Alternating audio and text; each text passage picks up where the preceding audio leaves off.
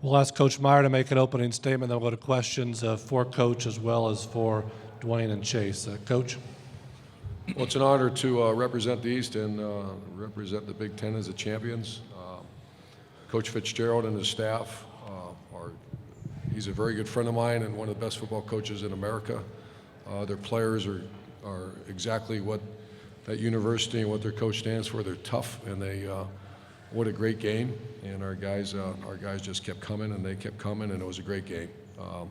I've never been more proud of a group of people, my players and staff, to stick together the way they did, all the way from early in the season to losing arguably the best player in America, Nick Bosa, and then we just kept coming and coming and coming. Then you lose Austin Mack, Demetrius Knox, two very good players for us, and they just kept coming, and we're Big Ten champs, back-to-back champs, and make sure these guys enjoy it. Thank you.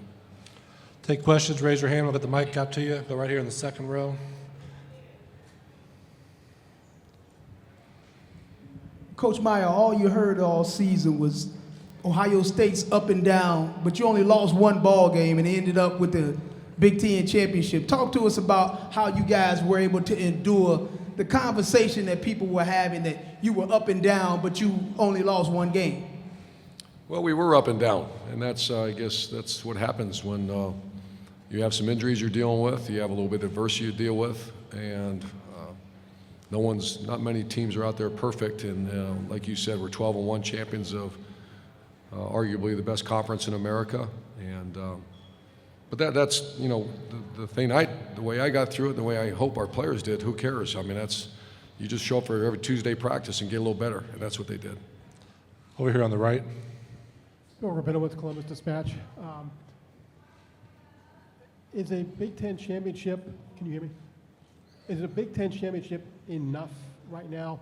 I mean, I don't know. It's unlikely that you're going to make the playoff. Does that even matter tonight at this point? Sure, it matters. I mean, you're talking about some elite players to my right. That the ultimate prize is a national championship, but you certainly can't even be in that discussion unless you win your conference. And so our objective is get to Indy, win in Indy, win the conference championship, and if we have a chance to play for a national championship, our guys will be ready to go. Here on the left. Urban, with a lot of debate about the college football playoff, is it good wins? Is it bad losses? Is it improvement over the season? What do you think it should be, and what do you think is the case for your team? Oh, I don't know. I don't really want to get into that tonight. I think those people, and I think they're in Dallas, wherever they are, and it's a tough situation they're in. There's a lot of great football teams out there, and we're one of those great football teams. And I think there should be a lot of merit in winning your conference, which we did. You look at the road wins we had at Penn State, at Michigan State, at TCU, and then obviously the way we played against the fourth-ranked team in America, and the way we played tonight. So I don't know if we're in position to start, making statements about where we belong, but I know they got a tough decision to make because we're a heck of a football team. Is there one here on the aisle? Coach Meyer, Bill Bender, Sporting News. Had 3 Big Ten championship teams now here at Ohio State. Given what this team's been through, ups and downs, how do you think you'll remember this team maybe down the line? I'll never forget this team. That's not shortchanging the other Big Ten champs and other championship teams we've had. We had a handful of, it's very odd to have fifth-year seniors come back, and they came back with a purpose, and they got that purpose. They wanted to have a ring and be back-to-back Big Ten champs, and they were. So one of the most unselfish group of people I've ever been around, these players. So let's take some questions for the two players, if there are any. If not, we'll let them get back to the locker room. Adam, you have one up here? Dwayne, I don't know if you can see me. Adam Rittenberg, ESPN. Down here on the left. Just want to, what did you feel about your performance tonight overall? What kind of went right for you tonight?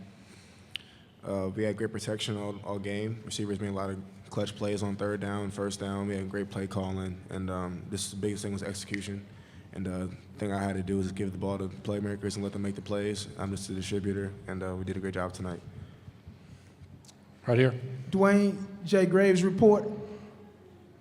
You finished with 499 yards. I think we need to go back out there and get one more yard just to get you over 500. How about that? Talk to us about what you were able to do, and did you know that you were that far along? I mean, we got that one. That was our win. So that's all that matters. I could have thrown for 80 yards or 600 yards. All we needed to do was win the game. And I'm proud of how we played today. And sure, 1 yard would have been great, but we Big Ten East champions, Big Ten champions. What else would you want to be? Over here on the right. Jordan Gusky, Indianapolis Star. Terry McLaurin obviously had another big day. It seems like whenever he comes into this building, he has a big day. What'd you see from him, I guess, today? Yeah, I mean, this is where Terry grew up, and whenever he has the opportunity to come back and play in this stadium, he does it for his family, he does it for each other, for our teammates, and he shows out, and he did a great job today. Down here on the left. Gino Green, College Sports Overload. Dwayne, staying with Terry, talk about that first drive on that 3rd and 11 where that could have easily been a sack. You were able to spin away, flush out, and find Terry for that touchdown.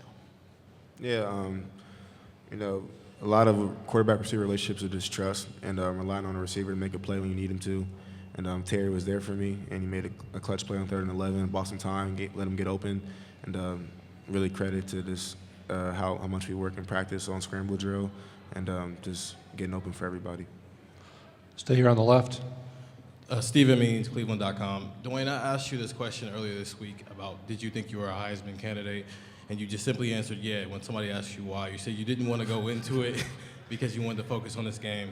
Now that you've won this game and you've added yet another great game to your catalog, do you want to go into any elaboration of why you think you should be one of the 3 finalists for Heisman? I'll help him with that. That's my job as a coach. He is without question a Heisman candidate. I saw the statistics of those other 2 great players, and there's no doubt Dwayne Haskins is a Heisman candidate and should be in New York City. Thanks, Coach. You got it. I saved you there. Other questions? Right down here in front. Coach, now that we have this game behind us, what are your plans for your future at Ohio State? I plan on coaching and enjoying this championship. Dwayne, Chase, we'll let you get back to the locker room so you can enjoy. We'll take a couple more for Coach, though, real quick, if there are any. Adam, For Chase? you got to go. Chase had 3 sacks. Talk about Chase. All right. Chase, just what was your approach tonight overall, going after Clayton Thorson, trying to slow them down? Coming in, we knew he was a real good quarterback, NFL pro style type of quarterback, and Coach Shiano just said we got to get after him. We ran certain blitzes to block his throwing path, and today we won and we followed what Coach Shiano said, and we got to win. Got one way over here on the right.